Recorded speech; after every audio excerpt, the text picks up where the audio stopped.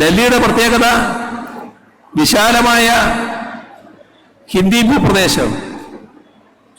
ആ ഹിന്ദി ഭൂപ്രദേശത്ത് ഡൽഹി BJPക്ക് കടക്കാൻ പറ്റാതെ നിൽക്കുകയായിരുന്നു. ദശാബ്ദങ്ങളായി BJPക്ക് അങ്ങോട്ട് കടക്കാൻ പറ്റുന്നില്ല. പക്ഷേ അവിടുത്തെ ഗവൺമെന്റിനെ അസ്ഥിരപ്പെടുത്താൻ BJP ഇതര ഗവൺമെന്റുകൾക്ക് നേരെ കേന്ദ്ര ഗവൺമെന്റ് രാജ്യത്താകെ സ്വീകരിക്കുന്ന സമീപനം ഡൽഹിയിലും സ്വീകരിച്ചു. അത്തരം നീക്കങ്ങൾ നടത്തുന്നതിന് കോൺഗ്രസിന്റെ പിന്തുണ ലഭിച്ചു. അതായത് കോൺഗ്രസ്സാണ് പരാതിക്കാരായിട്ട് വന്നത്.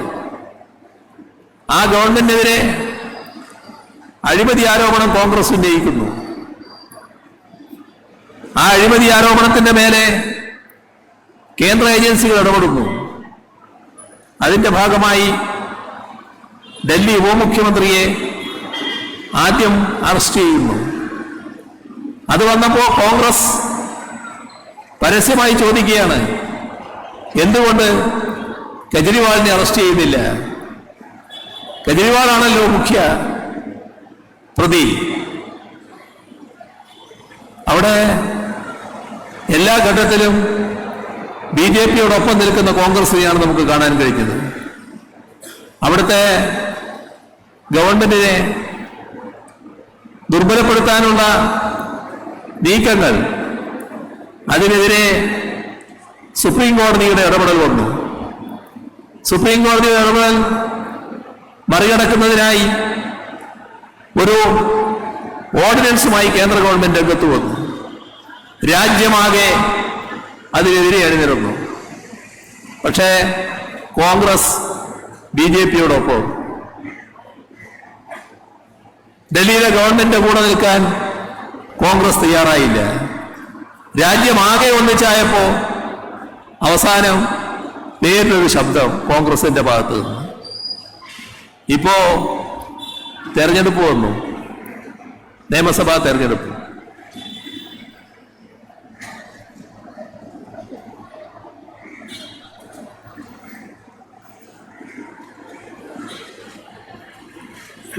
ആ നിയമസഭാ തെരഞ്ഞെടുപ്പില് BJPക്ക് സംസ്ഥാനം എങ്ങനെയെങ്കിലും പിടിക്കണം. കോൺഗ്രസിന് അവിടെ യാതൊരു സാധ്യതയില്ല. പക്ഷെ കോൺഗ്രസ് എന്ത് ചെയ്തു? ശക്തമായ എതിർപ്പ് BJPയോടല്ല കേട്ടോ, ആം ആദ്മി പാർട്ടിയോട്. കെജ്രിവാളിനും ആം ആദ്മി പാർട്ടിക്കുമെതിരെ ശക്തമായ പ്രചരണം. ആ പ്രചരണത്തിന്റെ മുൻപന്തിയിൽ രാഹുൽ ഗാന്ധി. കോൺഗ്രസിന്റെ ശക്തമായ പ്രചരണം. അവിടെ 70 സീറ്റ്, 65ലും കെട്ടിവെച്ച കാശ് കോൺഗ്രസിനില്ല. ആകെ കിട്ടിയത് വലിയ 0. കഴിഞ്ഞ തെരഞ്ഞെടുപ്പിലും 0. പക്ഷേ ഒരു നിരാശയും കോൺഗ്രസിനില്ല. വലിയ ആഹ്ലാദ പ്രകടനം. എന്തില്? ആം ആദ്മിയെ പരാജയപ്പെടുത്തിയത്. ഇപ്പോൾ BJP ജയിച്ചു കയറിയതിൽ ആഹ്ലാദം പ്രകടിപ്പിക്കുന്ന പാർട്ടിയായി കോൺഗ്രസ് മാറുന്നു. ഇതാണ് ഡൽഹിയിൽ കാണാൻ നമുക്ക് കഴിഞ്ഞത്. കെജ്രിവാളിനെതിരെ ഡൽഹിയിൽ നിർത്താൻ പറ്റുന്ന, കോൺഗ്രസ് നിർത്താൻ പറ്റുന്ന ഏറ്റവും നല്ല സ്ഥാനാർത്ഥിയെ കൊണ്ടുപോയി നിർത്തി. രാഹുൽ ഗാന്ധി അടക്കമുള്ള എല്ലാ പ്രമുഖരും അണിനിരന്ന് ആം ആദ്മിക്കെതിരെ പ്രചരണവും നടത്തി. ഇതാണ് കോൺഗ്രസ്. ഈ നിലയാണ് സ്വീകരിച്ചു പോകുന്നത്. കോൺഗ്രസ് BJPക്കെതിരെ അണിനിരക്കേണ്ട ചില പ്രധാന ഘട്ടങ്ങളിൽ അണിനിരക്കാൻ മടിക്കുന്നു. ഇവിടെ വർഗീയതയുമായി ബന്ധപ്പെട്ട ഒരുപാട് പ്രശ്നങ്ങൾ ഉയർന്നു വരാറുണ്ട്. എങ്ങനെയാണ് വർഗീയതയെ നേരിടുക? മതനിരപേക്ഷത സംരക്ഷിക്കണമെങ്കിൽ വിട്ടുവീഴ്ചയില്ലാതെ വർഗീയതയെ എതിർക്കുന്ന നില സ്വീകരിക്കണം. പക്ഷെ കോൺഗ്രസിന് പലപ്പോഴും അത് കഴിയാറില്ല. ഇതാണ് സ്വീകരിച്ചു പോകുന്ന നില എന്ന് നാം കാണണം. നിങ്ങളിപ്പോ UGC കൊണ്ടുവന്ന പരിഷ്കരണങ്ങൾക്കെതിരെ ശക്തമായ പ്രക്ഷോഭം നടത്തിപ്പോകുന്നുണ്ട്. നമ്മുടെ രാജ്യത്തെ മതനിരപേക്ഷ ചിന്താഗതിക്കാരെല്ലാം ആ പരിഷ്കരണത്തെ, നിർദ്ദേശങ്ങളെ ശക്തമായി തന്നെ എതിർക്കുകയാണ്. അത് നമ്മുടെ യൂണിവേഴ്സിറ്റികളുടെ സ്വതന്ത്ര സ്വഭാവത്തെ ഇല്ലാതാക്കാനാണ് പോകുന്നത്. പൂർണ്ണമായ കാവ്യവൽക്കരണം, വൈസ് ചാൻസലർമാരിലൂടെ യൂണിവേഴ്സിറ്റി ഭരണം സംഘപരിവാറിന്റെ കൈകളിൽ എത്തിക്കാനുള്ള നീക്കങ്ങളാണ് നടക്കുന്നത്. വൈസ് ചാൻസലറെ സംഘപരിവാർ ആഗ്രഹിക്കുന്ന രീതിയിൽ നിയമിക്കുന്നതിനുള്ള നടപടികളാണ് ഉറപ്പുവരുത്തുന്നത്. ആ തരത്തിലുള്ള നടപടികൾ രാജ്യത്തെ വിദ്യാഭ്യാസ മേഖലയ്ക്ക് ഒരു തരത്തിലും ഗുണകരമായിട്ട് ഭവിക്കില്ല. അധ്യാപക നിയമനത്തിലടക്കം തെറ്റായ രീതികൾ സ്വീകരിക്കാനാണ് നിർദ്ദേശം. ശക്തമായ രീതിയിൽ തന്നെ അതിനെതിരെ വിദ്യാഭ്യാസ മേഖലയാകെ ഉണർന്നു പ്രവർത്തിക്കുകയാണ്. മാതൃകാപരമായി നിങ്ങൾ നിലപാട് സ്വീകരിക്കുന്നു എന്നത് അഭിനന്ദനാർഹമായ കാര്യം തന്നെയാണ്. കേരളം ഇതിൽ നിന്നെല്ലാം വ്യത്യസ്തമായി നിൽക്കുകയാണ് എന്നത് നിങ്ങൾക്കറിയാവുന്ന കാര്യമാണ്. അതുകൊണ്ട് തന്നെ കേരളത്തിലും ഇതിൻ്റെയെല്ലാം അനുരണനങ്ങൾ പലതരത്തിൽ ഉണ്ടാകുന്നു എന്നത് നിങ്ങൾ മനസ്സിലാക്കിയിട്ടുള്ള കാര്യങ്ങളാണ്. അതിനെ നേരിട്ടുകൊണ്ടാണ് നാം മുന്നോട്ട് പോകുന്നത്. നമ്മുടെ രാജ്യമെടുത്താൽ കേരളമാണ് ഇന്നത്തെ ഇന്ത്യയിൽ ഒരു ബദൽ നയം മുന്നോട്ട് വെച്ച് പ്രവർത്തിക്കുന്ന സംസ്ഥാനം. എന്താണ് ബദൽ നയം? രാജ്യം നടപ്പാക്കുന്ന ആഗോളവൽക്കരണ നയവും ഉദാരവൽക്കരണ നയവും അതിൽ നിന്ന് വ്യത്യസ്തമായ ബദൽ നയം, അതാണ് കേരളം നടപ്പാക്കുന്നത്. എന്താണ് അതിൻ്റെ അനുഭവം? നമുക്ക് 2011 മുതൽ 2016 വരെ കേരളത്തിലെ UDF സർക്കാരായിരുന്നു ഭരിച്ചിരുന്നത്. ആ കാലയളവിൽ കേന്ദ്രത്തിൽ 2 ഗവൺമെന്റ് ഉണ്ടായി. ആദ്യത്തേത് മൻമോഹൻ സിംഗ് നേതൃത്വം കൊടുത്ത ഗവൺമെന്റ്, രണ്ടാമത്തേത് നരേന്ദ്രമോദി നേതൃത്വം കൊടുത്ത ഗവൺമെന്റ്, ഇവിടെ UDF ഗവൺമെന്റ്. ഈ 3 ഗവൺമെന്റുകളും ഒരേ നയമാണ് നടപ്പാക്കിയിരുന്നത്. ഒരു വ്യത്യാസം ഉണ്ടായിരുന്നില്ല. ആ നയത്തിന്റെ കെടുതി അനുഭവിച്ചവരാണ് നമ്മുടെ കേരളവും കേരളീയരും.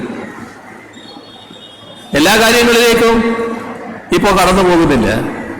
പക്ഷേ വിദ്യാഭ്യാസ രംഗം എത്ര കടുത്ത പ്രതിസന്ധിയായിരുന്നു നേരിട്ടത്. ആ കാലത്ത് പൊതുവിദ്യാഭ്യാസ മേഖലയാകെ തകർന്നു പോകുമെന്നാണല്ലോ കണക്കാക്കിയിരുന്നത്.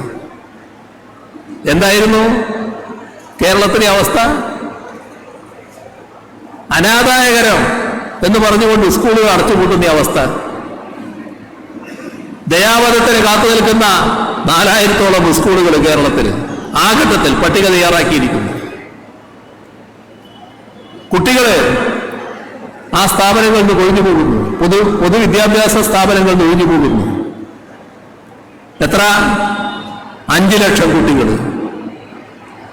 ഇതായിരുന്നു 2016 അവസ്ഥ. അത് മാറ്റാൻ ആ തെരഞ്ഞെടുപ്പില് LDF ജനങ്ങളുടെ മുന്നിൽ പറഞ്ഞു, ഞങ്ങൾ ഈ നില മാറ്റും. അതടക്കമുള്ള കാര്യങ്ങൾ ജനങ്ങൾ മുഖവിലക്കെടുത്തു. LDF-നെ അധികാരത്തിലേറ്റി. ആ പറഞ്ഞ കാര്യങ്ങൾ ഓരോന്നും നടപ്പിലാക്കാനുള്ള ശ്രമമായി. പൊതുവിദ്യാഭ്യാസ മേഖല എടുത്തു നോക്കൂ. പൊതുവിദ്യാഭ്യാസ മേഖല നേരത്തെ ഉള്ള ദയനീയാവസ്ഥയിൽ നിന്ന് മാറിയല്ലോ. ഇന്ന് കേരളത്തിൽ ഏത് ഭാഗത്ത് പോയാലും പൊതുവിദ്യാഭ്യാസ സ്ഥാപനങ്ങൾ മികവിന്റെ കേന്ദ്രങ്ങളായി നിൽക്കുകയാണല്ലോ. നല്ല രീതിയിലുള്ള പശ്ചാത്തല സൗകര്യം ഒരുങ്ങിയല്ലോ. 5000 കോടിയോളം രൂപയാണ് ആ പശ്ചാത്തല സൗകര്യത്തിന് വേണ്ടി മാത്രം ചെലവഴിച്ചത്.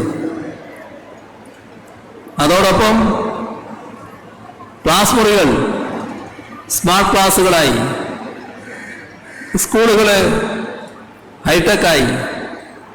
വലിയ മാറ്റം. ആ മാറ്റം ഏവരും അംഗീകരിക്കുന്നു. 5 ലക്ഷം കൊഴിഞ്ഞുപോയ സ്ഥാനത്ത് 10 ലക്ഷം കുട്ടികൾ പുതുതായി പൊതുവിദ്യാഭ്യാസ സ്ഥാപനങ്ങളിലേക്ക് വരുന്നു. കേരളത്തിലെ വിദ്യാഭ്യാസ മേഖല തകരാതെ പോയത് ഈ ഇടപെടൽ കൊണ്ടല്ലേ? ഒന്ന് സങ്കല്പിച്ചു നോക്കൂ.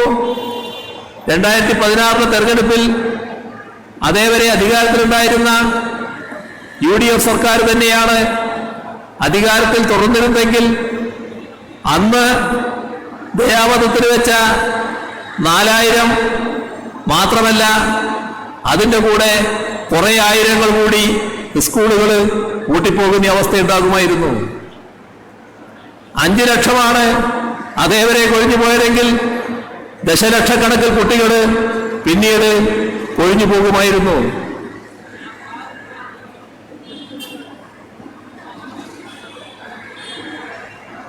ഇതാണ് നമ്മുടെ സാഹചര്യം എന്ന് നാം മനസ്സിലാക്കണം. എനിക്ക് വേറൊരു പരിപാടി ഈ സമയത്തുള്ളതാണ്. നമ്മൾ ഈ സംസാരം തുടങ്ങുന്നതിന് കുറച്ച് താമസം പിടിച്ചല്ലോ. ഇനി ചില കാര്യങ്ങൾ നിങ്ങളോട് പറയാനുണ്ടായിരുന്നു, പക്ഷെ പറയാൻ ഇപ്പോ സമയമില്ല. 1:15 ഒരു സ്ഥലത്ത് എത്തേണ്ടതാണ്. അപ്പൊ ഇത്തരം കാര്യങ്ങളാണ് ബദൽ നയം എന്ന് പറയുന്നത്. ഒരുപാട് കാര്യങ്ങൾ അതുമായി ബന്ധപ്പെട്ട് പറയാനുണ്ട്, പക്ഷെ പിന്നീട് നമുക്കൊരു ഘട്ടത്തിൽ പറയാം. ഈ ബദൽ നയം എങ്ങനെയെല്ലാം തകർക്കാൻ പറ്റും എന്നാണ് നോക്കിക്കൊണ്ടിരിക്കുന്നത്. അത്തരം കാര്യങ്ങളിൽ ഇതിനെ സംരക്ഷിക്കുക. പൊതുവിദ്യാഭ്യാസ രംഗം മാത്രമല്ല, ഉന്നത വിദ്യാഭ്യാസ മേഖല മികവിന്റെ കേന്ദ്രമായി മാറുകയാണ്. ഇപ്പോ രാജ്യത്തെ സർക്കാർ യൂണിവേഴ്സിറ്റികൾ എടുത്താൽ ആദ്യത്തെ 12-ൽ 3 കേരളത്തിൽ നിന്നുള്ളതാണ്. കേരളയും കൊച്ചിയും ഗാന്ധിയും. 43-ൽ കാലിക്കറ്റ് നിൽക്കുന്നു. അങ്ങനെ മികവിന്റെ കേന്ദ്രങ്ങളായി മാറുന്നു. എല്ലാ രംഗത്തും വലിയ മാറ്റം വരുന്നു. ആ മാറ്റം ഇനിയും ശക്തിപ്പെടുത്താനാവണം. അതിന് നല്ല രീതിയിലുള്ള സഹകരണവും പിന്തുണയും നിങ്ങളിൽ നിന്നാകെ ഉണ്ടാകണം എന്ന് അഭ്യർത്ഥിച്ചുകൊണ്ട് നല്ല ഭാവി നിങ്ങളുടെ പ്രവർത്തനങ്ങൾക്കുണ്ടാകട്ടെ. നിങ്ങളിപ്പോൾ തുറന്നു പോകുന്ന രീതിയിൽ സംശുദ്ധമായ രീതികൾ തുടരുക. ഏതെങ്കിലും തരത്തിലുള്ള തെറ്റുകൾ സംഭവിക്കാതിരിക്കുക. തെറ്റിനെതിരെ നല്ല തോതിൽ പടമൊരുന്ന നില സ്വീകരിക്കുക. അങ്ങനെ SFIയുടെ പ്രത്യേകത കാത്തു സൂക്ഷിക്കാൻ നിങ്ങൾക്ക് കഴിയട്ടെ എന്നുകൂടി ആശംസിച്ചുകൊണ്ട് ഈ സമ്മേളനം ഔപചാരികമായി ഉദ്ഘാടനം ചെയ്ത് അറിയിച്ചുകൊണ്ട് അവസാനിപ്പിക്കുന്നു. നിങ്ങൾക്കെന്റെ സ്നേഹാഭിവാദനങ്ങൾ.